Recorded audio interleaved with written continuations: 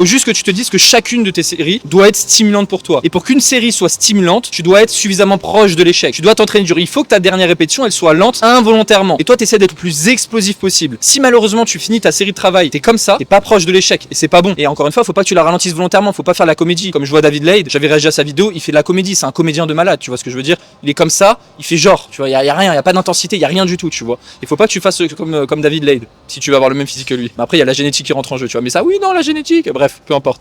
Donc il faut que tu sois toujours rapide, le plus rapide possible sur toutes tes phases concentriques. Curl biceps, chest press, le squat sur la montée du mouvement tout le temps. Et si ça ralentit involontairement, ça y est, tu commences à être proche de l'échec. Ok, et ça c'est top. Attention, il ne faut pas aller à l'échec sur chacune de ces séries. Faut y être proche. Faut pas que tu te chies dessus complètement. Tu peux te chier dessus, mais à moitié. Ok, tu envoies pas toute la sauce.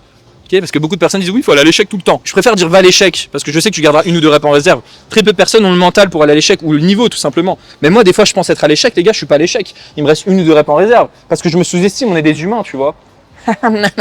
Récupère ton programme d'entraînement gratuit, lien dans la bio.